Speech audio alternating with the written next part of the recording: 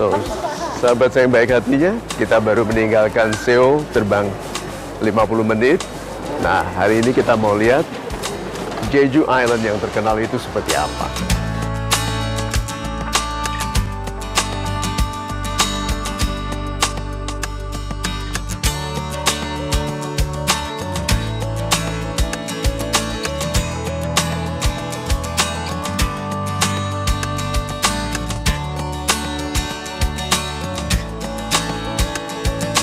Jeju tidak sedingin Seoul. Tadi kita waktu pergi ke Seoul World Cup Stadium itu -1.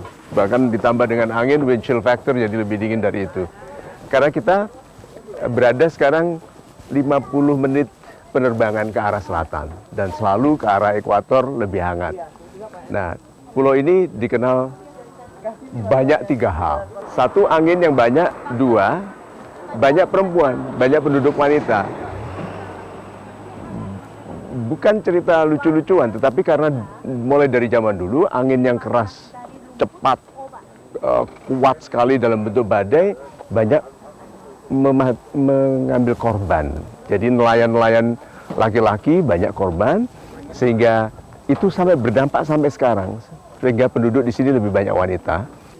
Yang ketiga, yang banyak di sini adalah batu koral yang berlubang-lubang itu. Nggak tahu mengapa. Tetapi di sini memang dikenal dengan 3 itu. Yang tidak ada, di sini juga 3 hal katanya. 1, tidak ada pencuri. Orang di sini jujur.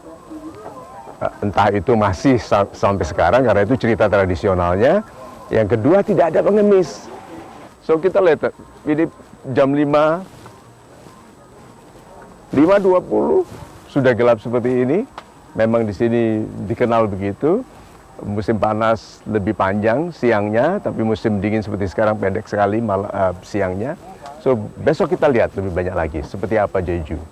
Ini bakpao khusus sekali, diyakini masyarakat di sini sebagai bakpao yang membawa banyak khasiat.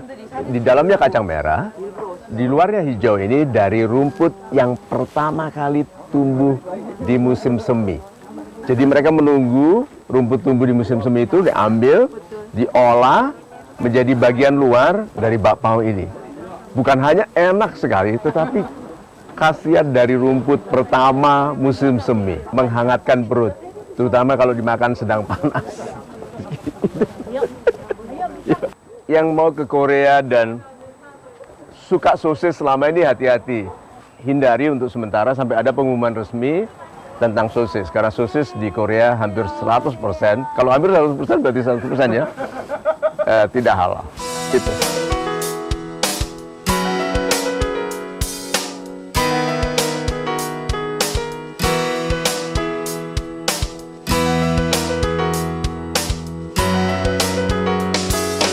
Sahabat-sahabat saya yang baik hatinya, ini MKLL. MKL itu teknologi diskusi paling canggih di dunia. MKLL itu singkatan dari minum kopi lambat-lambat. Nah, tujuannya adalah ini curhat yang terarah, diskusi yang terarah, gitu. Yang menjadikan kita seimbang dalam pemikiran dan perasaan. Jadi kalau ada harapan-harapan yang masih disimpan, itu ada yang ganjel, atau ada ketidakyakinan atau keraguan. Yuk kita bicarakan di sini. Siapapun boleh. Salam super Pak Mario. Selamat malam sahabat saya semua. Kebetulan ini kan dikit lagi menyambut tahun baru. Tentunya kita mempunyai harapan baru ya, Bu ya, Bapak. Jadi artinya dalam menyikapi harapan-harapan baru tuh Pak, timbul suka di hati saya ada keraguan Pak gitu loh. Kira-kira saya mau bertindak ini benar apa enggak ya, atau tidak apa tidak gitu dalam usaha ini loh Pak, maksudnya khususnya gitu loh. Kira-kira apa saran dari Bapak supaya untuk tahun yang mendatang, tahun baru ini saya lebih siap lagi gitu dalam menghadapinya. Terima kasih Pak. Nah, ragu itu, keraguan, rasa ragu adalah tanda, nanti dulu, kan rencananya panjang umur toh? Iya. Iya dong. Nah, iya tentunya orang yang rencananya panjang umur harus punya sistem untuk memisahkan keraguan yang rutin dan keraguan yang baru. Keraguan yang rutin itu, misalnya kalau jual beli mobil itu akan ada keraguan rutin. Yaitu ngasih kredit enggak, gitu kan? Terima down payment berapa, itu keraguan rutin, itu harus ada sistemnya. Tidak boleh keraguan rutin diperlakukan sebagai keraguan baru karena itu mempercepat penuaan mental. Gitu ya Pak. Iya, dalam menyikapinya seperti apa Pak? Misalkan contohnya ya Pak ya, kadang saya mau nyetok mobil Pak gitu ya. Biasanya tahun yang sebelumnya itu anggapnya banyak itu pasarannya. Itu sebentar, itu yang keraguan baru. Keraguan rutin dulu. Karena kalau keraguan rutin ini tidak dihilangkan dalam tata cara hidup yang baik, nanti keraguan baru yang besar itu diganggu. Ibu gampang marah sehari-harinya. Sebelum memutuskan yang keraguan besar, ibu sudah marah-marah tentang ini. Hidup itu sebagian adalah melihat ke belakang, spion, tapi sebagian besar harus merupakan keberanian. Pandangan ke depan itu disebut keberanian. Pandangan ke belakang supaya hati-hati. Ya, nah berarti sekarang, apakah keraguan ibu itu karena takut rugi? Takut rugi. Karena takut rugi? Enggak sih Pak, kadang-kadang kita ini takutnya kalau kita maaf ya Pak ya, nyetok gitu Pak, nyetok mobil. Nah ya itu namanya takut rugi ya. Ya itu. Kadang-kadang karena stoknya masih banyak, ya benar Pak. Alasan-alasan dicopotin, kelihatan apa? Takut rugi. Iya betul. Kalau orang keinginan suksesnya lebih besar daripada rasa takut gagalnya, dia disebut berani.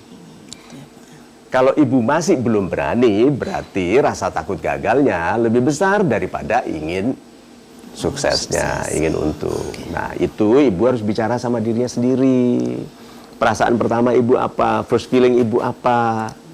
Gitu loh. Mau selama ini aku sudah diberikan rezeki baik oleh Tuhan. Jadi yang membuat kita takut melakukan apapun yang lebih berani di tahun depan itu sebetulnya adalah perilaku yang mengurangi rezeki. Apakah aku ini ya banyak mendustai istriku ya? Gitu. Itu berpengaruh. Apakah aku sombong ya?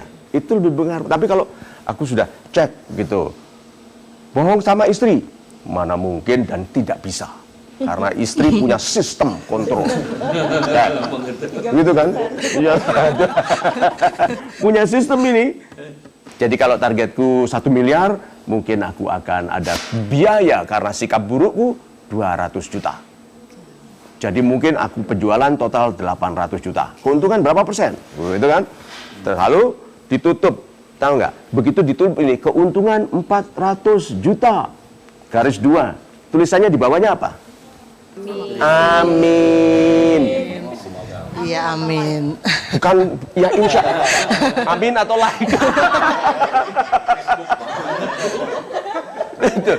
Nah ini semua insya Allah. Amin. Lalu 400 juta apa nih? Untuk jalan-jalanin istri. Ada berkah pada membahagiakan istri. Jalan-jalanin anak, belikan dia smartphone supaya lebih pinter, gitu kan? Tuh. Sepatu bola, gitu ya? Itu kan, Pak? Itu. Terus bilang apa? Wah, kurang Tuhan. Apa? Buat lagi lebih besar.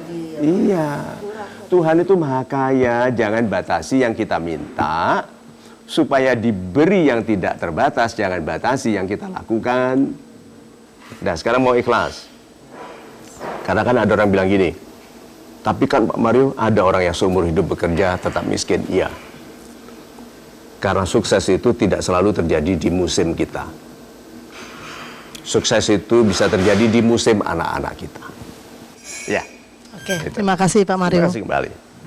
Oke, jadi gini, untuk menghilangkan keraguan, salah satunya adalah makan kue tart.